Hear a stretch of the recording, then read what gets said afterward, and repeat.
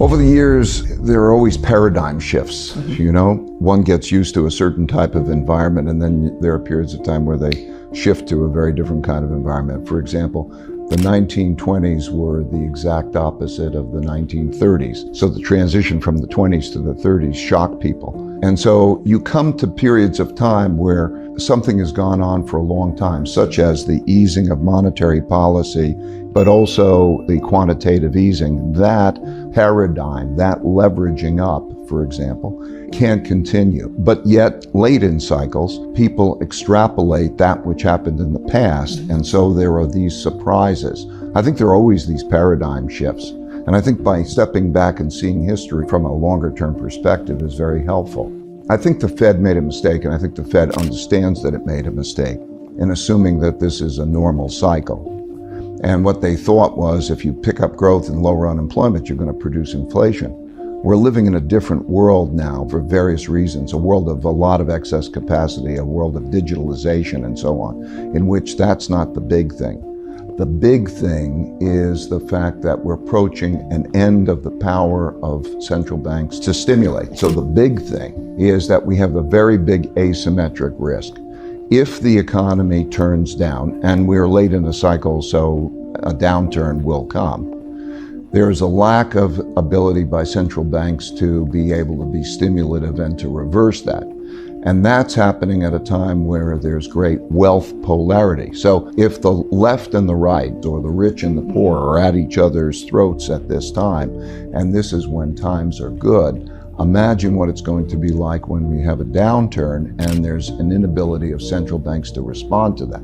So that shift in Fed policy, which came at the end of the year, was necessitated by these weakening conditions around the world. I think the key is us staying on top of these changes that we're talking about and responding to them. First of all, I think every portfolio should have the right amount of diversification in it. Gold is an important portfolio diversifier. However, let me be clear, I don't think anyone should have a concentrated portfolio now, okay? So people can hone in on one comment I'm making. I think that the notion of creating a balanced portfolio is the most important thing that they can do right now, because wealth can't so much be destroyed as it can be shifted.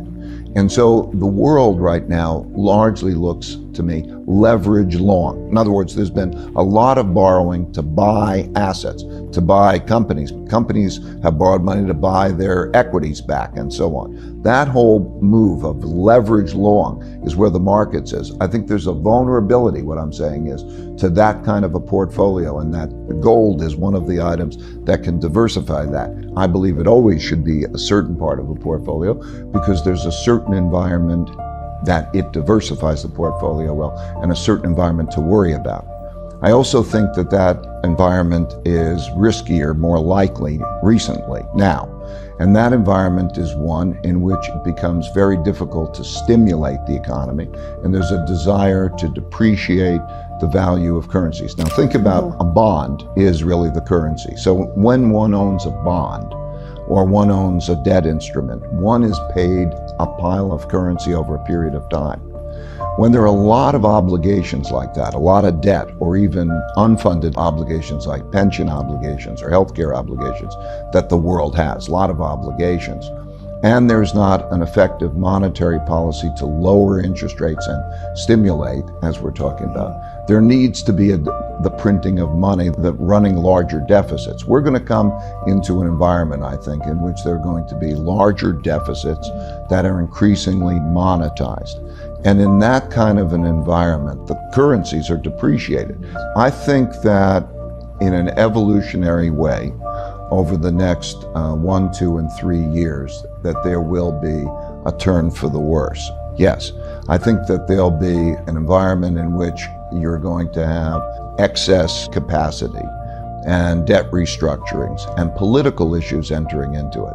I think there's going to be an effect, a risk. Well, of course, recessions are always inevitable. The only question is when. And I think that you're seeing this around the world. You could see it through Asia. You could see it in Europe, and you could see it in the United States. Let's step back maybe and put the big factors in perspective, I think, and then put a time horizon to that. I think the big factors are we are rather late in both the short-term debt cycles and the long-term debt cycles, meaning the capacity of central banks to produce stimulation. It can be measured by their ability to lower interest rates significantly and do quantitative easing and have that purchased. We have a problem there. Okay, that's a big thing, but it's not an immediate problem. It's a problem that is going to come in the next 1 or 2 years. You're seeing it in Europe, you see it in Japan, and to some extent you're seeing it in the United States. In addition, we have the wealth gap. And with that wealth gap, we have the classic political conflict, very much like the 1930s, in which that means that there's greater polarity, greater extremes in both of those. And that will play a role, because if you change policies, you will have a big effect. For example, when we cut the corporate taxes, that puts stocks up because after taxes you get more, so you pay more for your stocks. That'll change. So we have this polarity, very much like the 1930s, an inability to stimulate in the same way, and a polarity. In addition, we have China as an emerging country challenging the United States as an established country. And that creates a theme, that creates a protectionist type of environment, very much like the 1930s. And it also has implications in terms of all sorts of conflict and, frankly, sand in the gears of the efficiency of the economy. For example, the supply lines. In other words, we built an economy in which there was interdependency and efficiency coming from supply lines working in a certain way. Now, as we enter this environment of conflict, there needs to be, for personal security, for the security of the countries, there is a move toward independence. The United States says, I don't want your technologies. And China says, I can't depend on you giving me your technologies. And that changes, that separation changes the nature of the dynamic, which is also an economic influence. Those influences are very similar, as I say, to the late 1930s. They will be dominant. They are evolutionary influences, but they'll play out over the next 1, 2, 3 years, I think, in creating a paradigm shift. The world we're going to be in is a very different world than the world we were in. The world we were in started in 2008 and had to do with central banks printing money and stimulating, and that is reaching its limit. And that's why I think we're going to see a paradigm shift. So what do you mean by a depression? Okay, something like happened in the 1930s. So just to repeat, 1929 to 1932, there was a fall in the economy and a very double-digit unemployment rates and a magnitude of fall in the economy like about 10%. Do I think we're in that? Yes. How was that dealt with? 1933. What they did is they printed a lot of money.